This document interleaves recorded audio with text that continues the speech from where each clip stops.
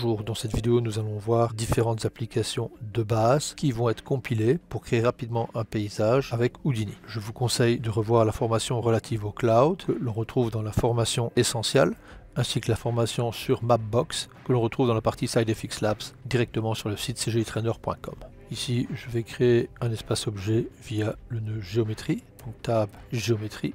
À l'intérieur de ce nœud, je vais mettre le nœud Mapbox. N'oubliez pas d'aller sur le site mapbox.com pour obtenir une clé. Et maintenant, vous cliquez sur Lookup.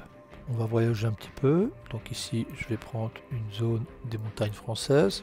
Une fois que vous avez choisi votre relief, vous faites Download. Par rapport à votre configuration, machine et la rapidité de votre ligne Internet, le chargement ainsi que la création peut se faire relativement vite. La capture est assez grande en termes de taille dans Houdini, donc je vous conseille de faire A dans la vue pour pouvoir recadrer. Donc voici la taille de la structure qui a été chargée. On va maintenant mettre des utilitaires compatibles pour Mapbox. Ce sont des utilitaires qui viennent de la partie terrain d'Houdini. En effet, si vous faites Tab, vous allez voir ici terrain et tous les outils 8Field. Je vais mettre le 8Field Transform, j'active. Le 8Field Transform propose de modifier la grille ou l'Uniform Scale. Ici, je vais utiliser le Uniform Scale 0.001. Dans la vue, je rappuie sur A pour recadrer. Vous pouvez aussi modifier la hauteur du relief avec 8 Scale. Maintenant, je vais créer un environnement lumineux. Je clique sur Environnement Light, Skylight Environnement et j'active Enable Sky Environnement Map. Je vais maintenant créer un environnement nuageux. Donc ici, Box. Cette box, je vais modifier uniformément sa taille, puis par la suite d'une manière non homothétique en utilisant les poignées proposées. Pour avoir une symétrie, je rappelle, c'est Shift et je recouvre de cette manière mon environnement. Cette box, je vais la subdiviser. Pour avoir les axes de subdivision, je vais basculer en polygone mesh. Je vais subdiviser sur X, subdiviser sur Z. Je vais utiliser maintenant un group paint. Ici, tab group paint.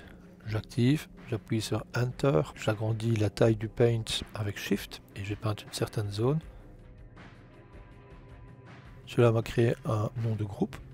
Je vais maintenant mettre un Soft Transform qui va utiliser le groupe, modifier l'échelle sur Y, replacer et je vais agrandir maintenant le Soft Selection. Cette zone va me servir à faire un nœud de Cloud.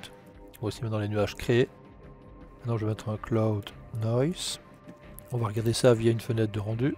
En modifiant les paramètres de rugosité, d'element size et d'amplitude, vous allez modifier l'aspect des nuages. Je vais revenir sur Cloud et réduire l'Uniform Sampling. Une fois que les différents paramètres de vos nuages ont été faits, on peut rajouter un Distance Light, placer une caméra et faire un petit rendu pour voir un peu ce que ça donne.